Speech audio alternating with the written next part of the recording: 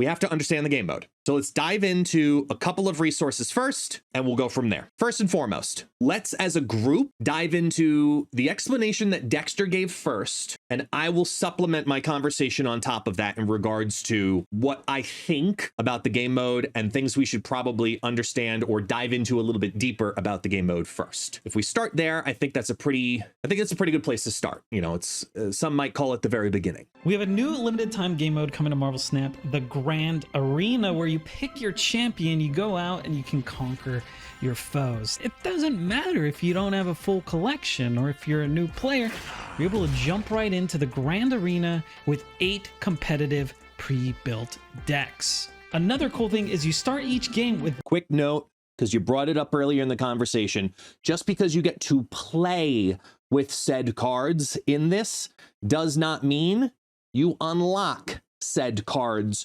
within this. This is not a cheap way to get Kid Omega. Let's get that clear first and foremost.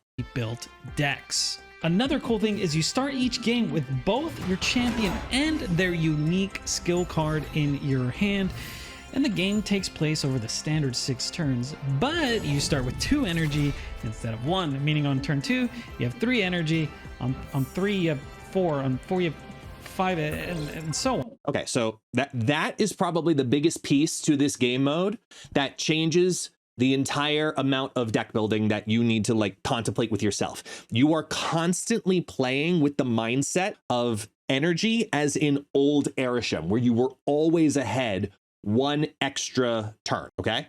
That's the big piece to this, is that turn 1 has 2 energy. You always have +1 energy every turn. You're always ahead. You have to think about that when you're deck building. But on turn 6, you have 7 energy, which opens a lot of different play patterns. Now, these skills are really cool. We got Mr. Fantastic with his normal... Note, it is not Mr. Fantastic first steps. A lot of people seem surprised by that. Ability, but we got Council of Reeds, where on reveal you give an ongoing card in your hand -1 cost and +1 power.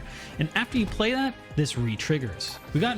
So basically you've created Surge there, right? -1 cost, +1 power, that keeps playing. So it's like the same idea of what Surge would do, where you draw it and then you play it. But this is just, it's in your hand and you play it. And then it does it to something in your hand, and then you got to play that thing in your hand. So if you understand Surge, you understand the Council of Reeds, but it's exclusively for ongoings. Reeds, where on reveal you give an ongoing card in your hand -1 cost and +1 power.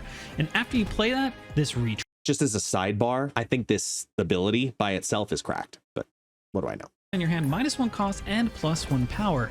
And after you play that, this re-triggers. We got Invisible Woman with her force field over here, where you give your champion +1 power for... With the force field, keynote, obviously this is, I believe, the only skill that has 0 cost to it whatsoever. So, I mean, in theory, you could play it as +1, but I mean, sorry, as turn 1 and just get it down there immediately, but it makes no sense. This is exclusively hide things.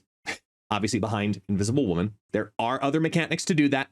Obviously there are locations as well. This is just keep it in your hand and then turn 6 play it, or maybe do some super giant-y kind of stuff, and that we can work on the deck build with. Each unrevealed card at its location. So you just stack a bunch of cards underneath Invisible Woman, which she obviously always starts in your hand, and then you play this and it's going to give her additional power, plus you get that much energy next turn. So like an additional 3 energy. You can go... The energy piece is deceptive. I don't actually like the idea of always needing to use it for energy. I think you don't have to do that, because hiding the cards is incredibly valuable. And the energy almost comes second, depending on how you deck build. Like Hitmonkey lists are not going to necessarily need that type of energy. If you're playing a unrevealed tech list, yeah, sure, Eliath is absolutely going to feast, but we'll talk about him in a second. Go into that turn 6 with 10 energy, it's kind of cracked. We got Torch's ability here with Flame On, where on reveal, you add your champion's power to the top card of your deck. You can...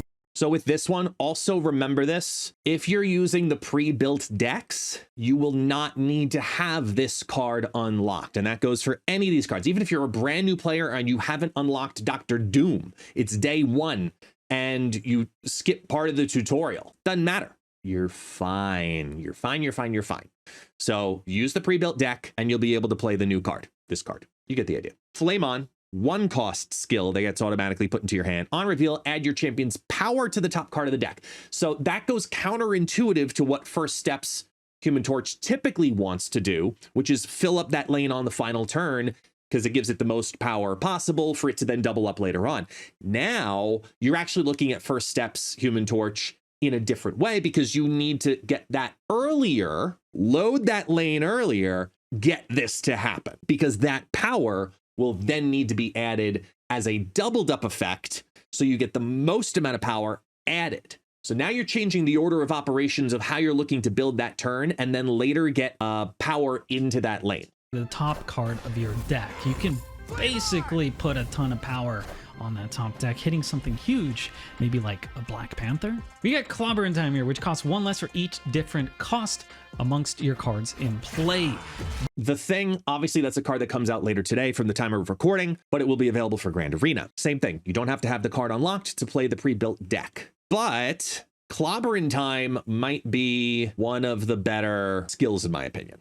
Time here, which costs 1 less for each 1 less for each different cost among your cards in play. So it's a 6 cost card, and then it gives +8 power. So this could essentially be a 2/8, a 1/8, even a 3/8 is good. Because no matter what, it's never a 6 cost card. It's never a 6 cost card. It's almost always 2 or 3. This is going to be for a straight up power in your face deck, like a Surtur style of deck. Not Surtur necessarily, but big points. Throw it in there, you know? different cost amongst your cards in play. Basic. I disagree with the usage of Surtur for this because when it does become that card, it doesn't trigger Surtur. As you can see, because already on the board, in this example, the Thing was on the board for the final turn. End of turn happened twice. It went to 10 power, but didn't trigger Surtur, because it has to be a played 10 power card. Basically, this thing can almost be free, and it's going to add 8 power to your Thing. We also got Herbie, which has all these different abilities. Herbie might be the sleeper of all of the champions, because Herbie having 4 different abilities, which is adding a rock with the power of Herbie, giving +2 energy at the same time, giving +2 to 2 other lanes by giving it to, you know, +1 to 2 other cards on each of them, and then he doubles his power in addition. The only thing I want to know is in what order do all 4 abilities happen? It's always 4 power. He goes to 6 power. It's just going to be an insanely good card. It's going to be very valuable because this is one of the more expensive skills. So be careful with that. You got to play him early, and then you got to use this ideally turn 5, and then just everything on the board. But you have a good amount already on the board too. Like, I could see this being good in zoo style decks, but we'll get to that later. But with his skill here, the helpful assistance, you'll execute all 4 of Herbie's abilities. We got Dr. Doom's Master Plan here for only 2 energy. Your next turn, your 6 costs are going to cost 3, meaning on turn 5, you can play 2 of your 6 drops for a massive. Having 6 cost cards cost half their value. Politely, I'll ask, what? Because just any combination of being able to play 2 6 cost cards is stupid. And this will be where, as they showcase in this deck, and I agree with this, Emperor Hulkling is going to be an MVP in that deck. The unpredictability of 2 6 cost cards is going to be stupid valuable. Remember, Mobius M. Mobius is a banned card. You can't play it for tech. Are you kidding? This is going to be crazy. This is going to be crazy amount of power that's going to drop on down. And this specific card, in my opinion, is probably why you can't mix champions. That's just personal opinion. Tempo swing.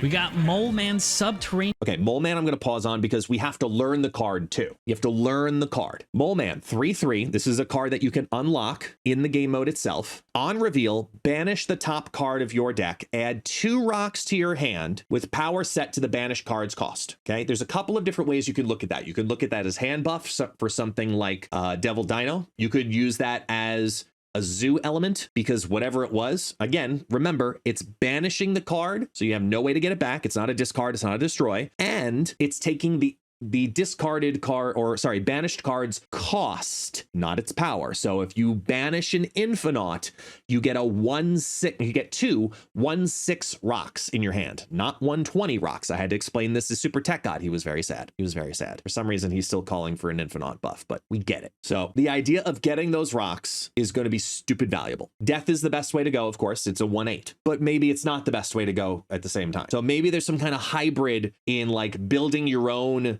death Killmonger mole man style, you know, deck. I don't know. We have to figure it out, but keep an eye on that because then he's got his skill. Summons here where you give each created card in your hand -1 cost or +2 power. And he generally has a lot of subterranean summons right there. They don't show it on the video, but it's basically a Fastos to your summons.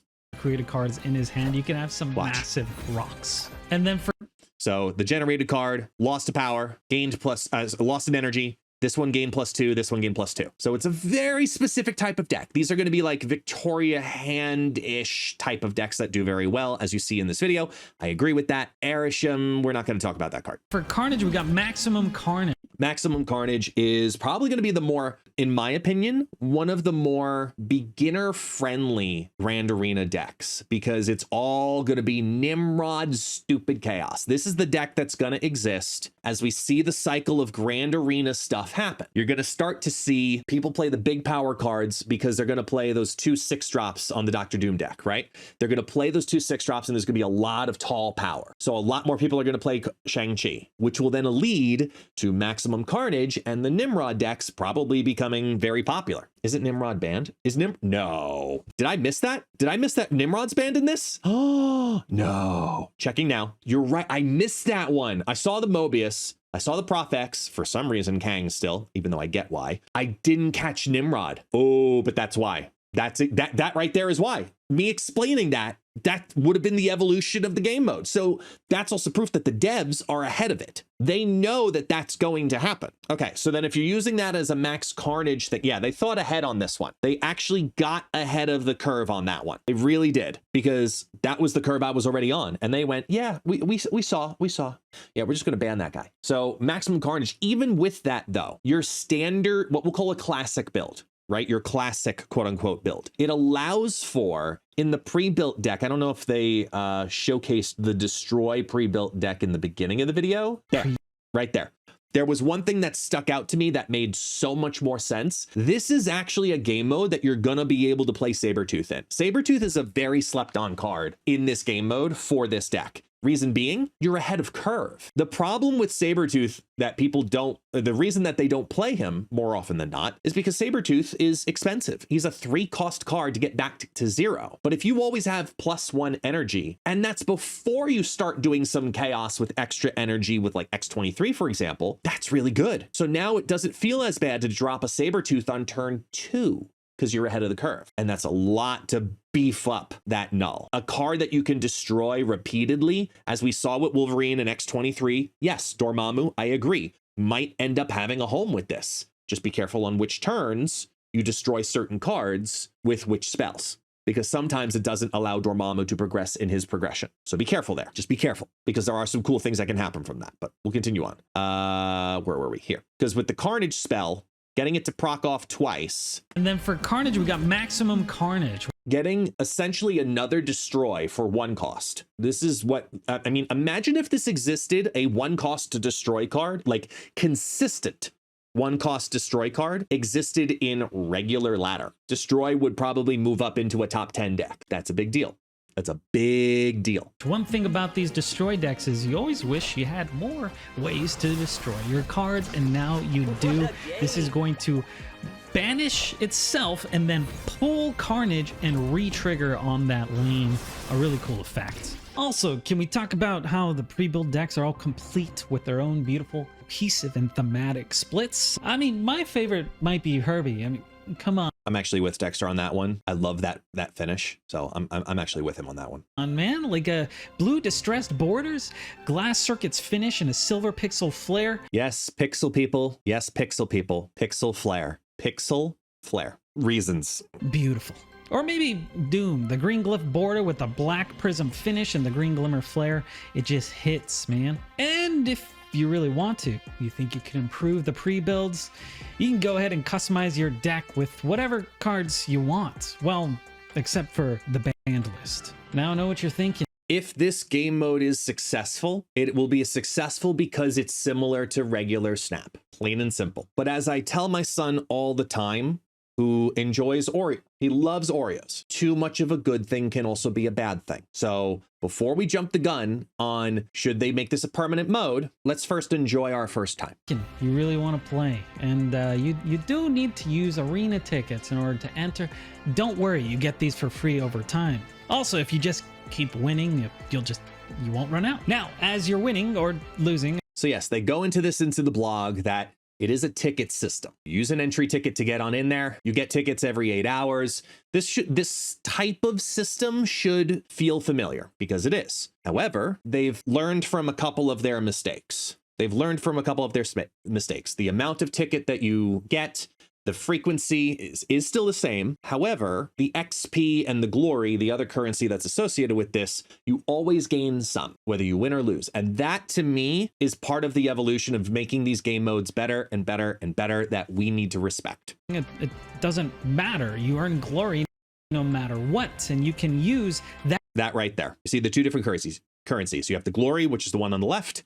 You have your XP, which is the one on the right. So you either get 10 because you won of each, or 5 because you lost of each, but your time doesn't go unvalued. In regards to the question earlier that I saw in the chat with what happens to at the end of a game when you get cards, okay, this screen here, you get boosters. What if it's for a card you don't own, like Mole Man? You can own boosters of a card, but not have that card unlocked. When the day comes that you own that card, those boosters will be retroactively already in your system, so you'll get them applied later. This has happened before with Twitch drops for new cards also. Symbiote Spider-Man, to be specific. It was a part of the Twitch drops. People didn't buy the season pass. They got the Symbiote Spider-Man boosters for doing Twitch drops, and then later on when they unlocked Symbiote Spider-Man, those boosters were already there. This is the exact same thing. Earn glory no matter what, and you can use that glory in the new Grand Arena shop. You can purchase, there's variants, there's borders, there's avatars, there's credits, and most. Can we talk about the new borders and how sick looking they are? Okay. He clicks through them so fast in the video, which honestly is completely fine for the duration of a video. But there's a fire border, which is brand new, a blue fire border, which I don't even know where I would use that, but outside of everywhere.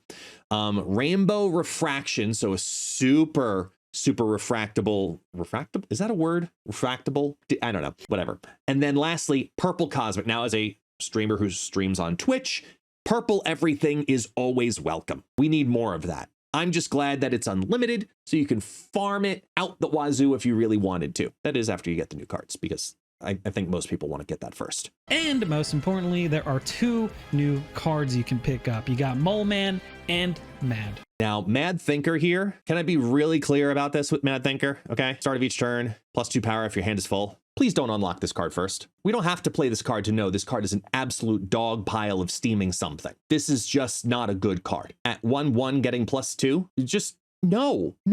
Why? So many better things you could do. I don't care if he's handsome. Just go with Mole Man. Thinker. And as you keep earning glory in the Grand Arena, you will be progressing through your reward track. Now, there is a premium event pass. The only thing exclusive to it is the Clobberin' Time emote. This is what people will probably talk about because people just want a reason to constantly talk about stuff. Let me be very clear on this part of this. After really understanding the levels and looking through that scroll repeatedly, the whole purpose of the pass for 1200 gold, if you want to get it, is resources and literally moving through the pass faster. That's it. That is it. It is not a loss in any way, shape, or form. The emote that's referred to here, that's at the very top, you obtain that for 1200 gold. Think of it like that. You get an emote, which is normally 2200 gold. You get an emote for 1200 gold plus a random variety of different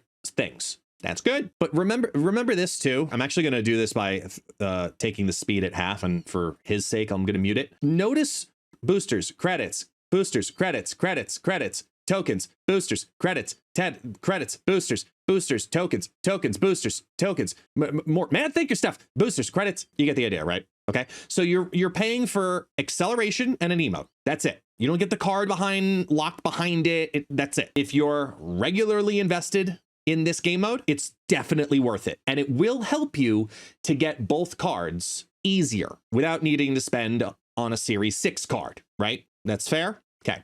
So that's an incredibly healthy and good thing. If they're going to add an event pass that's got gold in it, they talk about monetizing on cosmetics. That's basically what this is doing. So this was a win considering what it could have been. This was already a win going into it.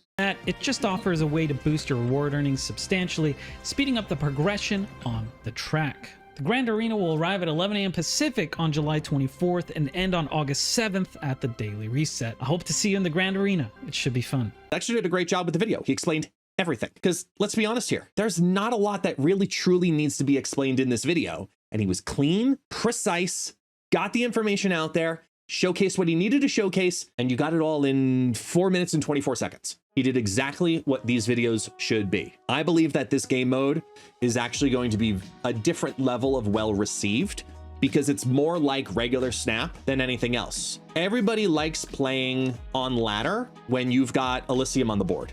Or, oh my God, what's the location that always gives you +1 as long as you don't have a card there? Superflow. Thank you guys. Thank you. Superflow. As long as it's that, which it basically is, you always feel like, oh, this is going to be a good game. This is going to be a fun game because you're ahead of the curve. But now if you get to deck build with that knowledge and you get these extra bonus skills associated to it too, there's something here. So that's the kind of deck building we need to look at and focus on and kind of go from there with. Now we got to look at each of the champions individually and their associated skills and figure out what's going to be the healthiest style of deck for each of them. The Thing. So if we're working with the Thing with clobberin' time, all of the different costs, anytime we hear the word different cost, first thing that pops to mind, and note, I am not looking at the pre-constructed decks.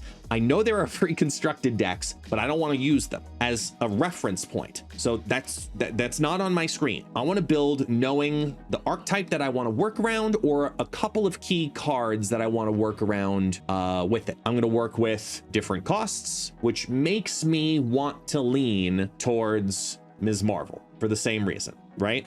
She's a deck that thrives on Ms. Marvel. Ms. Marvel decks thrive on different costs. You know what I mean? Shh. Quiet. Ms. Marvel decks, but here's the dichotomy of this. The Ms. Marvel decks very often want Dr. Doom. You cannot mix champions. So even though you might not have the champion card, a Thing First Steps Grand Arena deck can't have Mr. Fantastic, Invisible Woman, Dr. Doom, Moment. You get the idea. Those cards you cannot deck build with because they're the champion of each deck. So if you're not doing a Dr. Doom build with Ms. Marvel, what do you do? Next up, Mr. Fantastic, Council of Reeds. Give the ongoing card in your hand -1 cost and +1 power. After you play it, repeat this. So obviously this is going to be ongoing. Ms. Marvel is only being ran in a C5 deck. Well, we got to figure out something different then, don't we? Welcome to Grand Arena. Because again, remember when we actually sit down and look at the decks, we have to build with the extra energy in mind. So you can play a little heavier than you normally would in the deck. So with Flame On, add your champion's power to the top card of your deck. You're looking to get down that lane, fill up the lane, and then play Flame On, fill the lane on turn 4, play Flame On turn 5, and then draw the top card. So you need early lane clog. So I'm thinking like an Angela Kitty Pryde style build, because you can clog it super early, get that down on turn 2, 3, or 4, and also get the double up and get the Flame On 5, and then get the mega power on 6. That's what you have to do with Flame On. That's the direction I'm leaning. Force Field, that's Invisible Woman. Give your champion +1 power for each unrevealed card at its location. You get that much energy next turn. If we're playing for the energy side, obviously the more unrevealed cards, the better. Simultaneously, you can only get unrevealed, I believe, to happen from 3 cards. And correct me if I'm wrong. It's Malekith, Invisible Woman, and Supergiant. Because I end up leaning towards, if I have to choose between Malekith and Supergiant, I'm leaning towards Malekith because it's a free card. So if I'm leaning Malekith, I'm probably leaning Toxic. There could be some shenanigans that we also play either with Toxic or Patriot, because you can do Invisible Woman Patriot simultaneously too. I think Invisible Woman though needs protection. So you're actually looking to play Invisible Woman after you play like a Cosmo first. So I think Cosmo is going to have to be a must-have card in all Invisible Woman decks because everybody and their sister is going to play Alive. That's what I think. Helpful assistance. So that's Herbie. That's going to be Zoo, because you're going to get the rock, you're going to get the energy, you're going to get all the extra cards out there. It's going to be a straight up Zoo deck because you've got squirrels, you've got Shauna. If you're filling up the lane, you want extra cards in there all the time. But we could run a Zoo variation that maybe has death. Like I remember having those decks that were like, it's either the Killmonger death package or a Zoo package, and that's kind of the direction I'm leaning. Master plan. So Doctor Doom, all of the 6-cost cards costing 3. You can play 2 6-cost cards on turn 5, which means you could play Master Plan on turn 4, which is a 2/2, which is a 2-cost, leaving you 2 extra energy to work with. If you're playing 2 6s, potentially, it has to be 2 6s that benefit each other. Yeah, you could drop one 6-cost card on turn 3. Absolutely. Taskmaster, sure, but you can't do Infinite Taskmaster because you'd have to skip a whole turn. Even Zola,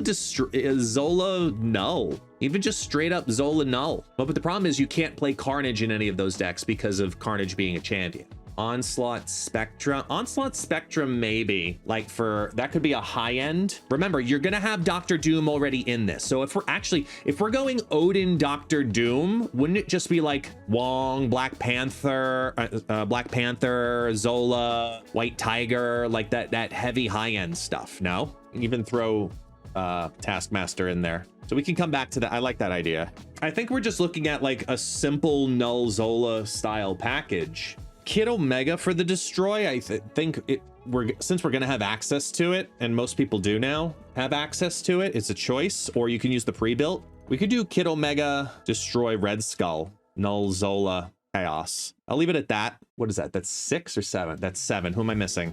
Mole Man, who's gonna be the hardest one to build for, honestly, just because we've never played with the card, even though we understand what he does. I'm gonna make Mole Man a little bit more retro. I think we look at like a variation of Dino Moon Girl, Victoria Hand, Dino Moon Girl type stuff. And that's all 8 to work with. Okay, so we can actually build it. Just because Marvel Snap doesn't allow me to have enough deck slots, I'm gonna have to build this online. All right, so now knowing the archetype-ish that we wanna build for each of them, let's start to build, right? So first and foremost is Thing First Steps, card that comes out this week, as well as building around that with Ms. Marvel, but not using Doctor Doom and Doom 2099. That's a direction we want to stay away from. I do think something like even a Shauna has value here, just because it'll guarantee 1 costs all over the board, and it's better than using your energy for 1 cost, because again, you're going to be ahead of the curve. I don't even think we need Rhino.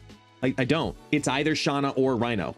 And I think we end up getting more value from Shauna, generally speaking, because you're always going to have +1 energy for each turn. I think for a lot of Ms. Marvel decks, more often than not, I prefer to kind of have a straightforward 2-2-2-2-2 style curve of, like, you know, 2 5-cost cards, 2 3-cost cards, 2 4. So that way I'm really helping myself to avoid chaos. For example, something like Scarlet Spider actually works here because you know it'll never drop in the same lane as where it is. And even if it drops in the lane where the Ms. Marvel is, that doesn't matter. It's the adjacent location. So it is what it is. I mean, if we're going to rock a 5-cost card in with all of this, I think there's actually a case to be made for Hobgoblin a lot more, just because you're always going to be able to play it on turn 4. Again, just because you can doesn't mean you should, but you can. Same thing with White Tiger. I think White Tiger has value in this too, because it's adding cards into a different location than where it is.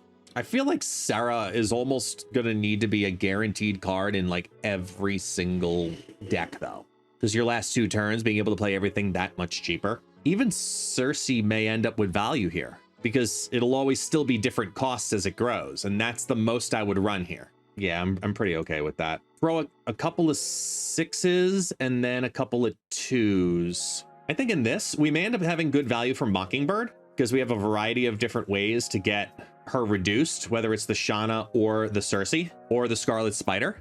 I always love just like straight up good card, like a Magneto.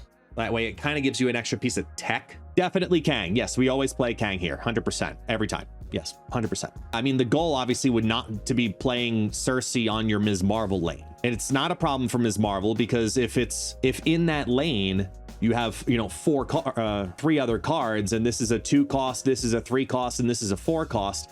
If you drop your Cersei down, well, that's fine because all of these are still going to be here. Oh, I see what you're saying because of that. See, I got there. It took too long, but I got there. It's really just the Scarlet Spider that could be the issue because Cersei just plays into a different lane than where these two are, right? Okay, we'll just have to be careful. I like the variation of it because it shows unpredictability. I might just go like with some straight up tech, like Juggernaut and Negasonic. Just go straight tech on the 3s with this. Throw a 2, just go straight up Pedro. Yeah, Pedro can never really hurt except for like Cerebro, right? Where's the good boy? There he is. That could be really fun. This could be really, really fun. Is it weird to think Dazzler? I'm happy with this for now. We'll come back and we'll check it out again later. Now let's talk about Mr. Fantastic, okay? We want to do some kind of overbearing amount of ongoings to make him absolutely insane. Now, the Council of Reeds is a 2-cost skill that as you play it, you start the surge-like effect of ongoings in your hand. So you want to have a high concentration of ongoings, 100%. If you start with the high end, you know, on what we'll call Onslaught, Spectrum, Claw, Sarah, Iron Man, right? You start on that super high end. Moonstone, go all the way down to the bottom. Now you're already 7 cards deep. Now you start looking at the cheap ones that are ongoing. You look at your Ant-Man, look at your Goliath, look at your, I love the idea of Madam Web just because it's such an annoying card. That's just me personally. Yeah, we can do Mystique in here. Absolutely. Because that's cheaper. Gorgon's Band. You cannot put Invisible Woman. We could do the whole Goose War Machine thing too if we wanted. 1, 2, 3, 4. Yeah, we get value out of Ravonna. Definitely. We definitely get value out of Ravonna for this one. I think you gotta put Cosmo just for protection on certain lanes. So that basically fills the deck. I think we're working too hard if we put Sam Wilson in there. Goose I would only put into this if we were doing a build with War Machine, which is another variation you can do. You could do the Ebony Maw, War Machine, blah, blah, blah, you know, deck. I'm happy with just this. Human Torch First Steps. Okay, so I wanted to do Angela Kitty Pryde shenanigans. So first reactions, hang on. First off, Human Torch First Steps. Let's get you in here. Kitty Pryde, Angela. For now, I'll throw in, wait, wrong one. For now, I'll throw in Elsa Bloodstone and Hope Summers, and then we'll come back to it. This is where we can play Jeff until I remove it. This is where I'll also put Nightcrawler. I mean, we very much so could be a straight up anti-venom deck. My only worry is making sure that we don't screw ourselves on the Havoc line, that we have enough to do chaos up at the top here. And I think that the deck deserves an element of surprise. I think the deck absolutely deserves the ability to say, fuck you, you know, on turn 5 with some, like, this would be a good place to put like Iron Man. Whoops, other way around. 5, 0. I think we could actually do the whole like Ravonna variation on this. Because again, no Mobius. And then if we could squeeze in Taskmaster, it'd be stupid. Am I crazy for thinking that? Yeah, it's probably remove Agent Venom. Yeah. Because the whole reason, the whole reason they changed Taskmaster to 6 cost was because of Sage and making that combo and that deck happen. And not worrying about Mobius and always having 7 energy on the final turn, you can do Sage Taskmaster as a finishing play. I'm debating about taking out Havoc, so that way I always have that. And go back to Nightcrawler for now. Oh, and Mystique or Gore. Ooh, I'd rather have Thena than Havoc just because of the restriction. On this deck, Gore might suck because it's only what, Jeff? Sorry, not Jeff, this girl, Sage, there you go. Well, Sage Taskmaster, technically. I'd have to lean heavier into that. I'd have to have a couple more on reveals to really feel flexible with. Actually, you know what we could do? We do something, because we have the energy flexibility. We could do something crazy in this deck. We could go Penny, which would not be a terrible thing. It would not be a terrible thing. And given the amount of energy, do we need Hope or do we need Elsa? Like, I feel like we might need to cut one of these, and then I feel like I could justify Gore for a top end. Yeah, turn 2 Elsa, the good old days are back, you know? I'm gonna try it. I'm gonna try the Gore in here. I like that. That's different. It's unique. Play this down early, do all the fun stuff, and then boom, top end, big stuff. I'm about that life. I'm about that life. All right, Invisible Woman. With Invisible Woman, we were looking at either Malekith Toxicity or Patriot Cosmo. Which direction should we go? Because that's a crazy amount of power. Go with you want to go Affliction? I mean, we could just literally build what we'll call a classic 4-cost Affliction deck, right? Oh wait, he's a 1/1 now, sorry. Zabu, Mr. Fantastic First Steps, Surge, Malekith, Anti-Venom. Let's do the Man-Thing variation. We could go Super Giant also, just for fucks. Actually, that might be really good with this deck, now I think about it. Now we need Cosmo, Hazmat, Luke Cage, Ajax. How do we feel about that? What am I missing? I think that's a better question. What am I missing, or what do I not need? I don't have Laufey in here, you're right. Laufey would be Super Giant. Oh, Diamondback. Diamondback, yeah. We got to start making cuts. I think Super Giant goes first. DB. I mean, this is a pretty standard in forward deck. I think I have to cut one of the low end. And I think it ends up being, oddly, Zabu. Because I don't need too much on the reduction side, given that we're already ahead. Do we put Laufey in here too? And is that enough to win? Like on these lanes? I do like Malekith having a good amount of flexibility here. There's going to be a lot of energy that, you know what, there's going to be the skill, which talks about the hidden cards. I'm going to do something crazy and still leave in Super Giant here, because by leaving in the Super Giant, knowing that I've got a 2-cost skill that takes all the hidden cards and gives me extra energy for it. I've got Malekith that I can play on turn 3, Super Giant I can play on turn 4, or the other vice versa, didn't matter. Make it all happen. Hide another card with turn 5, and then play the skill, get all the extra energy, and beef up the Invisible Woman simultaneously if it's on the board or not. See, but does 5/4 costs need Zabu when you're already in hand having extra energy come out? Like, Invisible Woman has to be on the board by turn 5. Hidden cards, it's at, oh wait, is it at champion location? Did I miss that? Uh-oh. Give your champion +1 power for each unrevealed card at its location. Oh, so Super Giant's out. 100% Super Giant's out. Okay, never mind.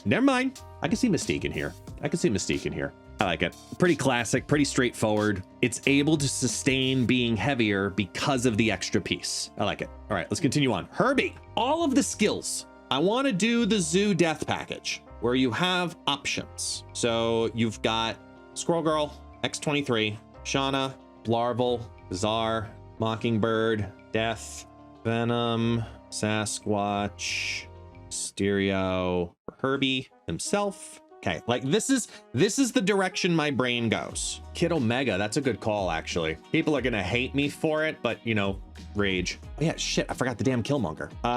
Let's do, so these are the 2 destroy options. To destroy a lane, make a bunch of stuff happen, get a bunch of stuff on the board, eats it all. Yeah, because you got all the ones here. This one regenerates and gives me a little energy. Beef up, these can get eaten. We just straight up Marble Boy. Dormammu, you know what? Dormammu's not a terrible call. Like, I could see the Dormammu package in this over this. Because you've got Killmonger on destroying things, you've got Venom on destroying things. You already end up with a starting skill in your hand. It's low curve. I think this is like zany enough that it could work. Does that feel wrong to say? Like, it's zany enough that it could work. I'm gonna keep it, because why not? Dr. Doom!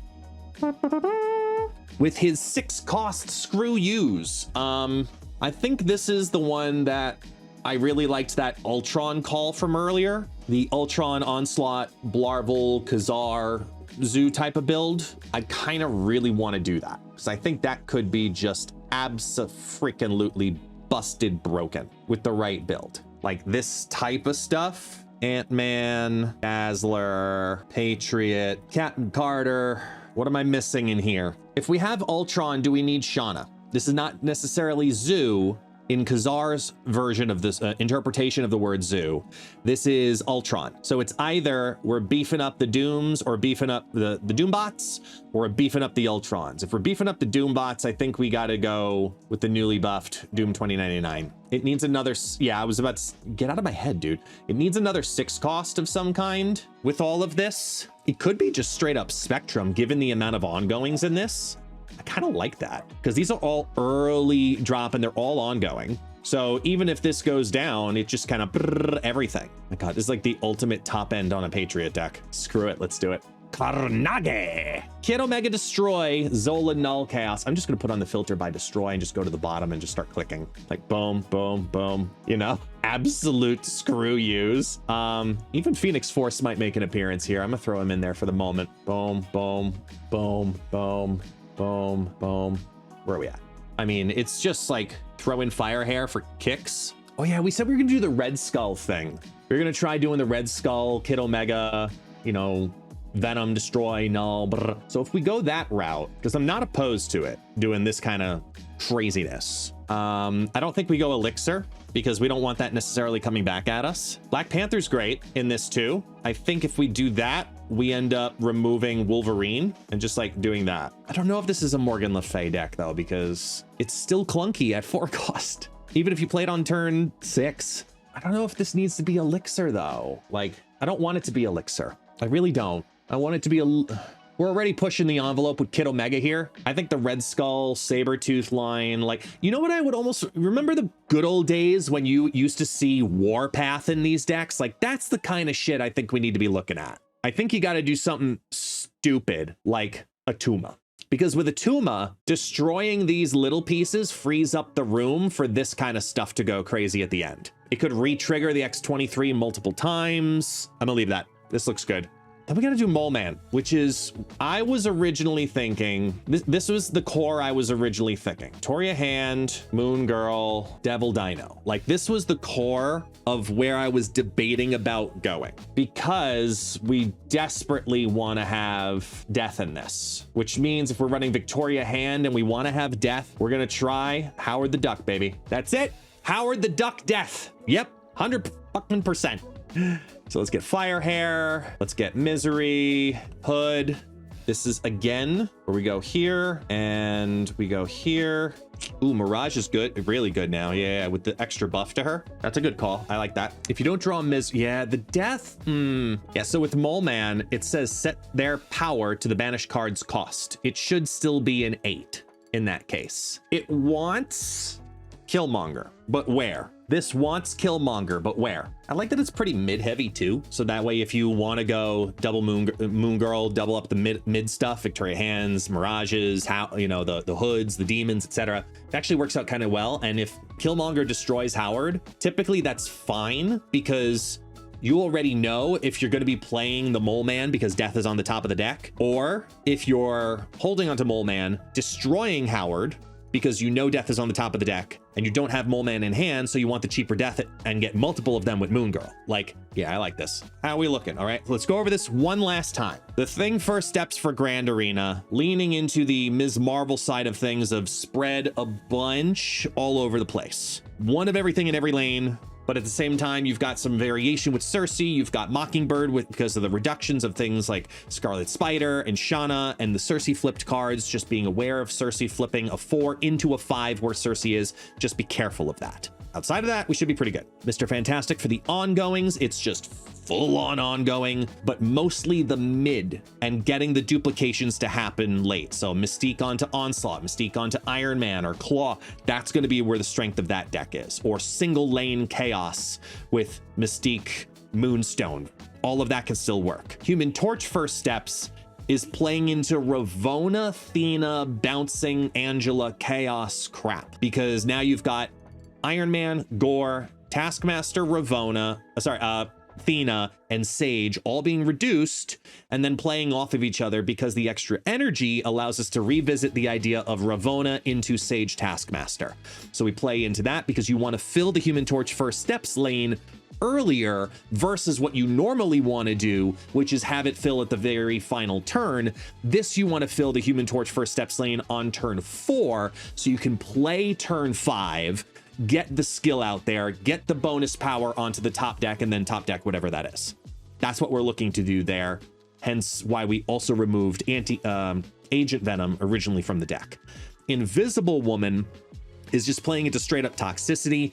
Malekith is the only other card here that could have something to happen, where if you draw Invisible Woman late, at least Malekith already got a head start in putting a card in that lane face down. So later, if you play the Invisible Woman in the lane and one more card, you're still good because you can play the skill in a separate lane, and the skill's effect will still register 2 cards instead of only 1, because of the late draw. So you've kind of protected yourself with Malekith, and otherwise it's just a pretty straightforward affliction deck. Herbie is drunk because he's playing into both Zoo, Ramp Beginning, later into Dormammu, Death, Null, Chaos. So it goes back and forth in that aspect, where you start with the early power, let the early power ramp up, and then you can destroy the extra early power that you got from here later on. Good point in the chat. You're right. Invisible Woman does start in the hand.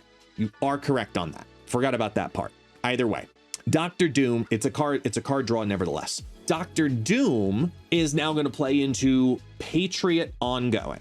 So you have 2 options. You can either go the Ultron line, where on the final turn even, you can play 2 6-cost cards, which could be Onslaught Ultron, or even Spectrum Onslaught, because you already have a bunch of the other ongoings down. You have Dr. Doom early into all of the other chaos, and then round it out with Onslaught Spectrum. There's a couple of different ways we could run the deck. Captain Carter's a surprise card in here. Khazar is only going to be played if you have Ultron in hand also. Carnage, we have basic Null Zola Destroy with the asterisk of Atuma and Red Skull, because Kid Omega exists. So we can destroy one of those 2, or even Sabretooth, to get easy value, start ramping up the Null, and we don't need to bring it back. But more importantly, Atuma can keep destroying the X-23, it can keep destroying the Sabretooth, put it back into the hand, just keep ramping up that Null for free, and then if you need to destroy it with a Venom or even a Deathlock later on, you're still fine,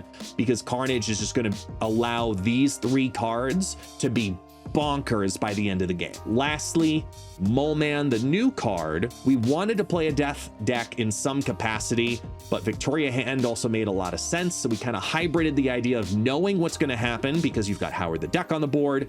Then you decide if you want to play your Mole Man or not, because you've got death up and coming. Do you want the rocks, or do you want the reductions? Do you reduce it with the Killmonger and the Misery? Or do you just take the rocks because you know it's upcoming and it's 8 cost in the deck because it hasn't been reduced in that cost? So you have 2 different lines in how you can play this one as well. Moon Girl, Devil Dinosaur is in here because you've also got the Hood and the Mirage and the Moon Girl giving you cards. Therefore, we took out Firehair because we thought it would be too much clog and we'd actually reduce our card draws in the process. Ta-da! We did it.